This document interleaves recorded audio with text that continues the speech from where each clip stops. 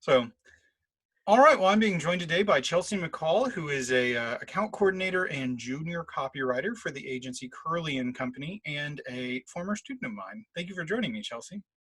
Thank you for having me. Very excited. Absolutely. So tell me a little bit about like what you do. What does someone do? It's kind of an interesting role that you're in both the accounts team and a little bit in the creative team. Talk to me a little bit about what your job is. Sure. So I think when you're serving on accounts and creative, it kind of depends on the size of your agency too, and to what capacity you're able to make that impact on either side. And so my team is around 5 people. Um, and that also affects like how much workload I have or kind of what falls under the coordinator job title. So for an account coordinator, it's a very broad term in the sense that I do everything from client relations to just emailing people, having meetings, kind of going over the full marketing plan for the year, to getting their MailChimp emails done every month and social media coordination and making sure that whatever they need, it's being communicated to our creative team. So it could be a direct mail flyer, basically anything and everything that would kind of bridge the client side to the creative side. But while I'm doing that, I'm also able to be the copywriter. So I can go ahead and kind of get the information about whatever promotion they're trying to, they might have for the month or the quarter. Go ahead and write the copy and then send it to a designer to get made into the final product. So it's really helpful to kind of be on both because it eliminates one more person in the mix, because I'm able to just go ahead and service the copywriting portion of it. But working with a small team and having both titles means that I pretty much do anything and everything they need me to do. So really, I'm like an account executive and a social media coordinator and a copywriter and digital ad expert. So I'm kind of wearing multiple hats, but that's kind of unique to the agency I'm at. Well, I'll say that that is, yeah, that's definitely unique to particularly smaller agencies. I think that's a thing worth noting is that when people are looking at what type of agency to go to, if you're at a bigger agency, you're more likely to have like a title and you're very much going to stay in that lane versus if you look at smaller agencies, there's not as many people, so everybody's wearing multiple hats, and so you do get to learn more and be involved in more things, and Mhm. it's a very different kind of work ecosystem. Um, Yeah, yeah. and I'd And also, sorry, go ahead. so I have friends that work for larger agencies and they might be dedicated to one client or two or three clients, whereas I touch every active client. So it might be that we're managing 25 people per quarter and I'll be involved on every single one of those. So that's another big difference, I think, between the agency sizes. So I just have to know, what's your secret to like keeping all of that straight? If you're working with 25 different clients, you have to have some kind of spectacular organizational system. So we always have project management systems in place. So we use Basecamp at our agency. And so that has like a to-do list on it that you can file under certain jobs. So I have a virtual to-do list that's constantly updated and um, monitored by my boss too. But really, my secret is I have a sheet of paper that sits on my desk, and I just write out every single ask I get from somebody and just cross it off. I remember one time when you were a student, I was kind of picking your brain because at the time you were like in a leadership position in your sorority and you were the president of our student chapter of AAF and you were a double major at the college and like being recognized in both majors for your accomplishment. And I asked you one time, I was like, how do you juggle all of those things?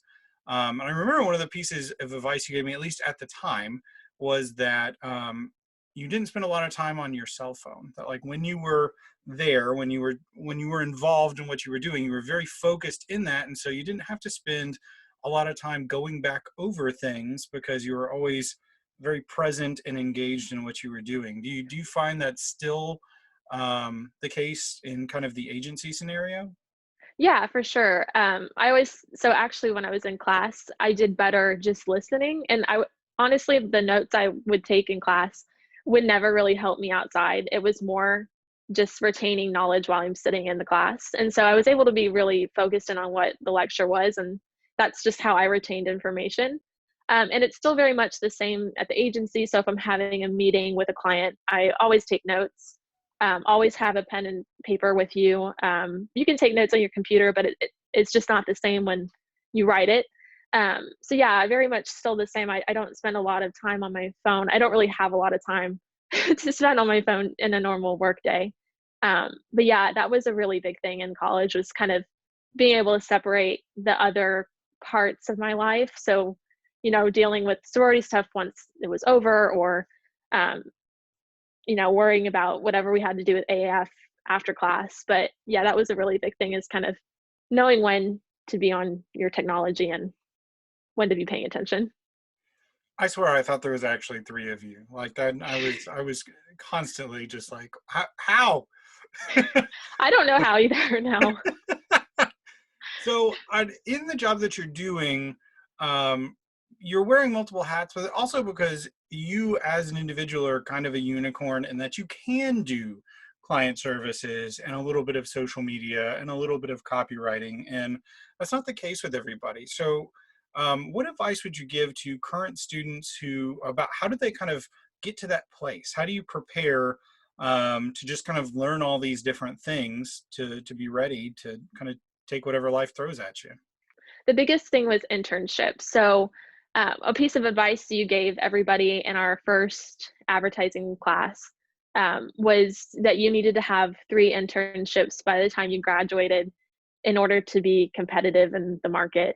Um, and I would say that, so I ended up doing 3 internships, and I was way over prepared when I entered the job market. So it was good for me. And I had friends that did 1 or 2 and still have been able to get jobs and have been just as successful. But what doing 3 did was it gave me an idea of a few different roles. And so you can find, like, I could have done an internship for just account services, and I did one for that. And then I did a internship for social media. And then I, went out for an internship in copywriting. And so I tried to use the internships as ways to figure out what I did and didn't like. And even if I didn't get a copywriting internship, it was usually while I was at the agency or whoever I was working with, that I would ask them specifically for projects to help build certain skills.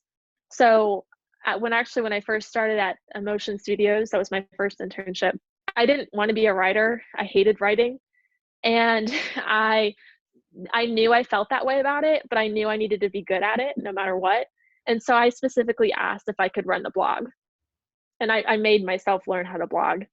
Um, so what I guess internships are number one for kind of figuring out what you want to do, but don't be afraid to ask to do certain things while you're in those positions.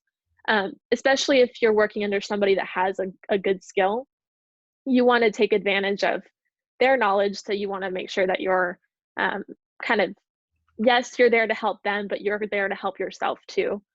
So making sure it's what you want out of it.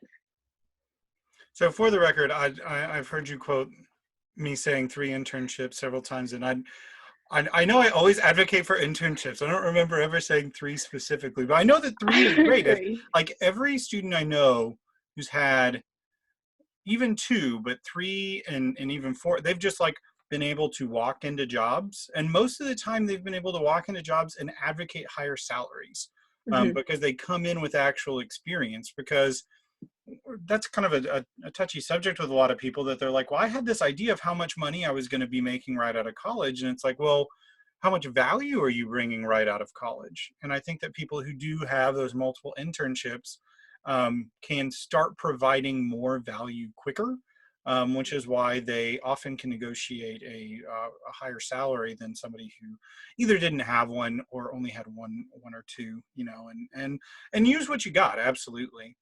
No, I will say that you said you took over writing blog for with Emotion, and that was not a thing that you wanted to do. But I find it interesting that leveraged you actually being able to get some freelance work like doing freelance consulting while as a student. Can you talk a little bit about um, how that works? How do you do freelancing while as a student?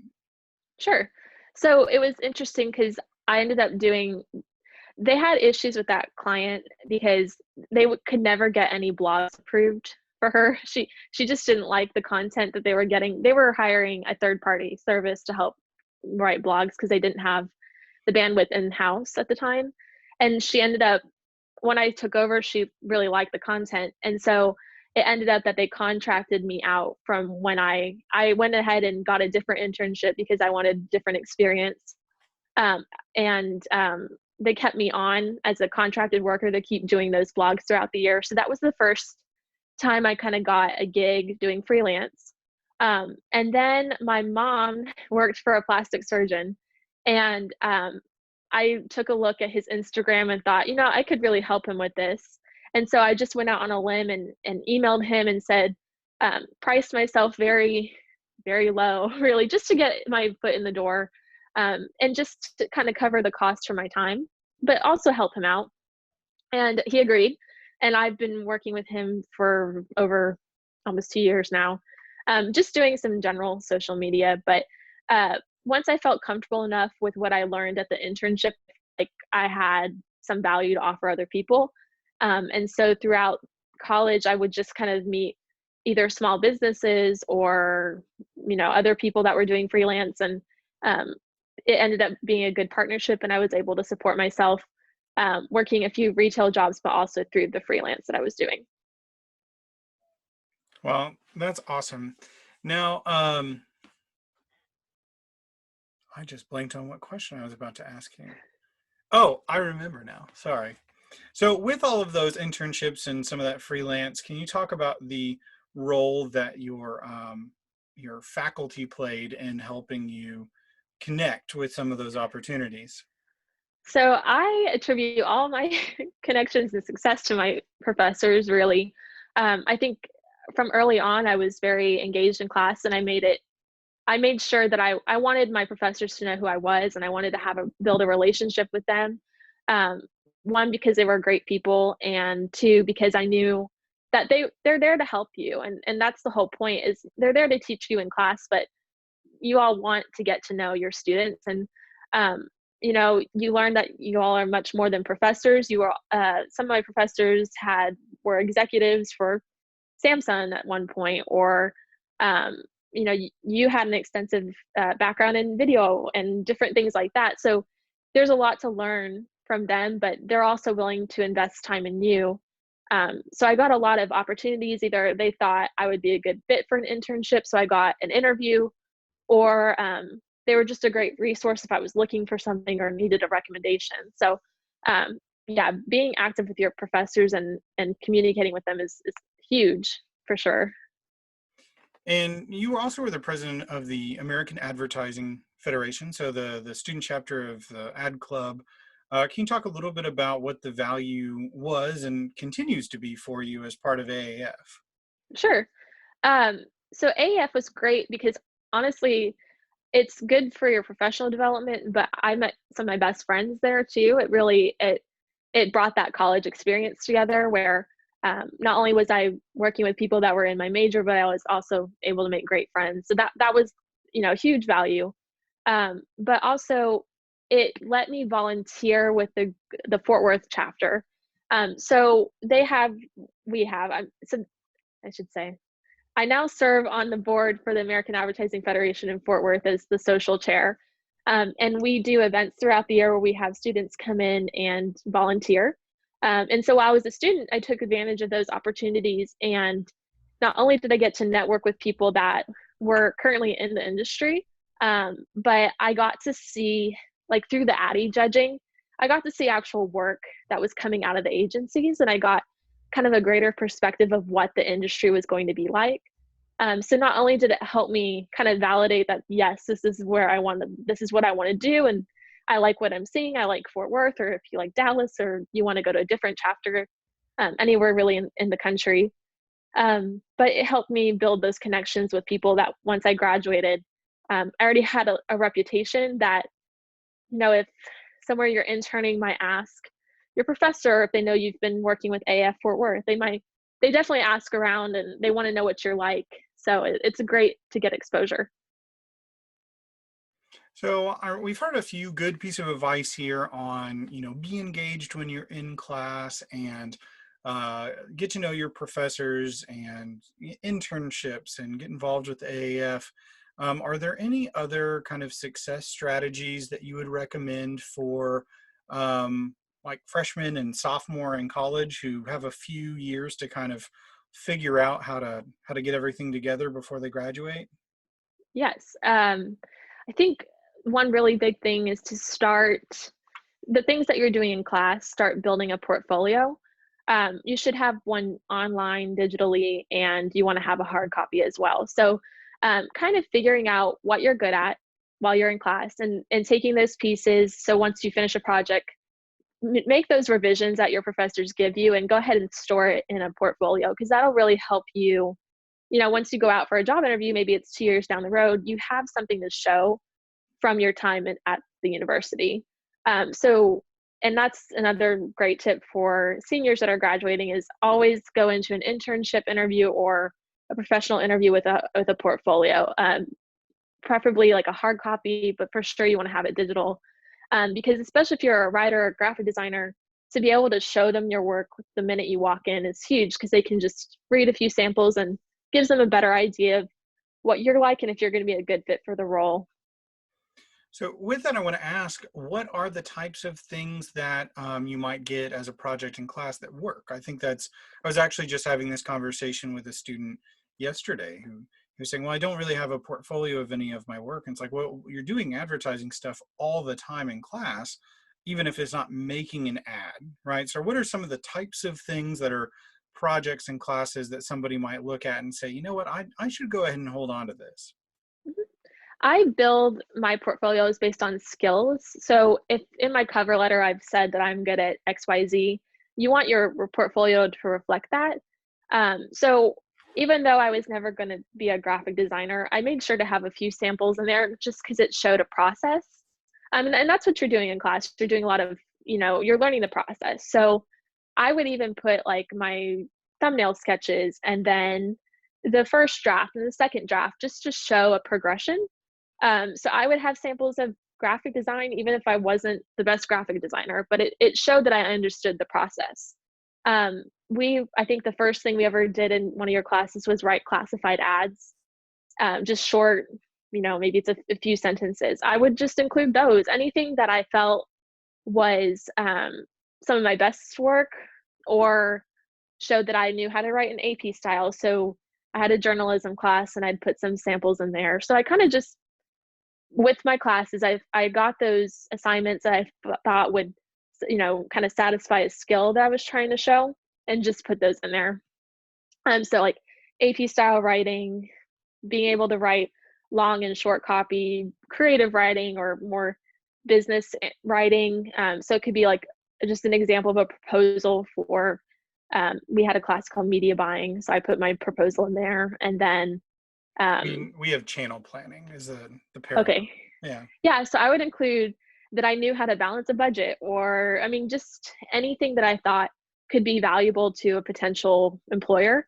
It didn't have to be a beautiful final product, but it was more showing that I understood how to get from point A to point B.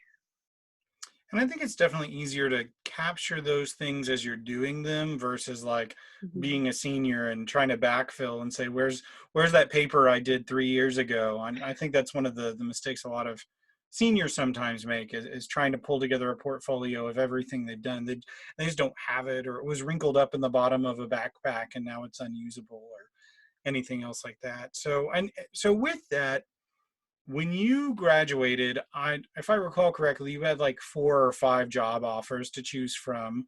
Mhm. So you can brush your shoulder off, like, um, but seniors graduating right now may not have quite that luxury because this is a very competitive job market that they find themselves going into. And so, um, there's lots of things that they can do to prepare themselves in those kind of more formative years of college to get ready. But the seniors that are about to graduate and go out into the world and try to be competitive for those jobs, what advice would you give them? Sure. So I think the biggest piece of advice is kind of be strategic about where you're applying, because your first job doesn't have to be your dream job. And that depends on, kind of your situation when you graduate. Um, I would look specifically for a marketing position that satisfies or they service essential businesses. So I'm lucky that at my job we work with banks and credit unions. So we've got work. We might see a scale back just because of the uncertainty in the economy, but we have work and we're kind of guaranteed to see that. You might have a better opportunity getting on with a medium to smaller size agency just because they might have a workflow that they know for sure they need someone on the staff versus larger agencies. If they lose an account, that whole team might just go with it. Not to say that you shouldn't apply to larger agencies. If there's a role, you definitely want to have your application in there for it. But looking at those companies that are essential businesses is, I would think, would be pretty big right now. Not being afraid to look outside of an agency if that's what you want to do. There's plenty of marketing teams that are in-house that are wonderful, and it's a great start, and you can learn a lot from them. So, but looking in all areas, I use LinkedIn a lot. There's even a LinkedIn. It's the professional. I can't remember what it's called. It's called LinkedIn. You pay for it. It's like $30 a The month. premium or? Premium, thank you. Yeah, and that helps because you can set yourself up for recruiters to find you.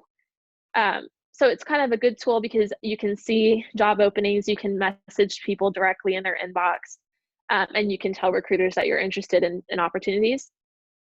It's a bit of an investment, but I think there's like a 30-day trial, and you can end it at any time. So I would personally, that's something I probably would go ahead and invest in just because one thing I also used to do is I would just message people that I would just find them on LinkedIn, um, do an introduction or people I've either met and just, said I was looking for an opportunity. And if they had any leads that I, would appreciate their help, maybe not at their agency, but they might know somebody somewhere else. So one other thing you could definitely do, and I would be doing this, is a lot of nonprofit businesses and small local businesses need help right now. They don't know how to communicate about, they might not know how to write a press release, or they might need some help with their messaging as far as, the times and dealing with COVID-19. So offering maybe some free services or some, affordable services to help them. So if you know how to write a press release, that might be helpful for them. And, not being afraid to go to those smaller businesses or nonprofits and offering to help them. That's something I would definitely be doing.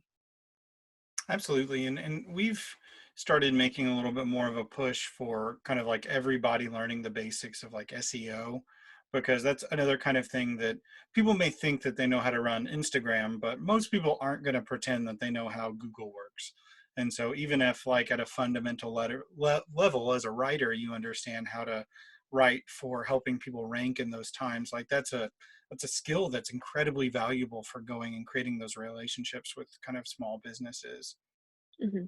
And that can help you just generate some experience if you don't have it, or maybe just a little bit of income before you find that right job. Because eventually everybody will find their opportunity. Um, just with the uncertainty, it might take a little bit more time than you expected. So one of my last questions is, can you talk a little bit about the importance of finding good mentors as a young professional? Mhm. I was very fortunate to have you as definitely one of my mentors, and um, That's not where I was going with that, but well, no, but you definitely have helped me in more ways than one. I still continue to reach out to you if I need a letter of recommendation, or I see you at AAF events, and it's always good to know somebody, especially your professors, because you have ties at TCU, UTA, you do consulting. So it's important to find a mentor that has connections, specifically if there's something you want to go into. So I worked for the Rangers for a little bit, and I have people there that were kind of my mentors. And even though I didn't pursue a job in sports, they're always there. And depending on the industry that you want to go into, it's always good to find somebody that you might have interest. So even if I wanted to work in sports, my connections at the Rangers might help me get a job with the Mavericks or the Stars, or you just never know. So kind of looking at where you want to go and who in that sector will really help you. And I didn't limit myself to just one. When I took my internship, my current boss, ended up really being a mentor for me, kind of helping me build on some skills that maybe I needed a little bit more help with, or would prepare me for when I got offered my full-time job. So you never know where you're going to find a mentor, and it's always good to have as many as you can, and just trying to keep good relationships with people. I think an important part, and that maybe isn't talked enough about when you get a mentor, or just in general when you're new, is being humble. I've seen continuously for years people who are brand new and they've just graduated college, and maybe they were hot shots there, and they walk in and people are talking, and they just want to interject their ideas into the conversation versus kind of listening and taking it all in. And um, nobody's impressed. Like, everybody's been doing it longer. But B, you never really get the opportunity to learn from the wisdom of those other people if you're the one trying to tell them about how much you know, if you're trying to impress them. And I think that's another important piece of whether people are formal mentors or not. It's just too often we find ourselves waiting for the other person to stop talking so that we can say our piece, often so we can try to impress them when you're a young professional. And I cannot advocate enough just listening. It's huge. Mhm. Yeah, it's interesting, especially having graduated, and I'm kind of on the other side of it. Things that you do when you're in college, and everyone that's in a professional role understands, that college students are looking for help, or are looking for a connection, and everyone I've ever met is more than willing to either listen or give you a little piece of advice. So I think, when you're talking to someone that could potentially be a mentor, just realizing that they know ahead of time that you're a student, and they're already open to probably wanting to help you. So you kind of just relax, and I've seen some interesting conversations, or like you said, uh, of course you want to give your best elevator speech, but there's you know there's a way to do it for sure. So, well, just kind of last questions here. Do you have any just uh, clothing, clothing, sorry. Well, just kind of last question here. Do you just have any closing thoughts or any just general piece of advice that you would give college students in general? Yes. So I would definitely get as much, involved on campus as you can. For me, college was one of the best years of my life, and it took me a while to kind of figure out what I was doing with my major, or what school I was going to, or I ended up transferring, and it was kind of a whirlwind. But just enjoy every moment of it. Don't be in a rush to graduate necessarily, because you'll have your whole life to work, and um, you want to always consider your reputation, and just think about the choices you're making in class, and with who you hang out with, or your professors, and how that could, what value do they have that could potentially help you either get a job in the future, or your overall success. um, Again, like, just go out for internships. If Always follow up with people, with a thank you, or if you don't hear back, like, don't be afraid to reach out and kind of figure out the status of either your job application or your internship, because oftentimes people get busy, and that doesn't mean that they don't care about you or don't want to interact with you more. But I got a lot of jobs and offers from being persistent. So always, you know, don't give up on something that you really want. Um, and With that real quick, I will say I have heard more feedback from professionals about you when you were a student because you wrote thank you notes. Can you talk a little bit about why you found that to be part of your success strategy? yes, so I every time I left, if I had an interview with an agency, I would always go and write a handwritten thank you note and drop it in the mail the next day. Um, because one, it's something that is a little bit unexpected these days. I don't really, a lot of people think that Gen Z doesn't care.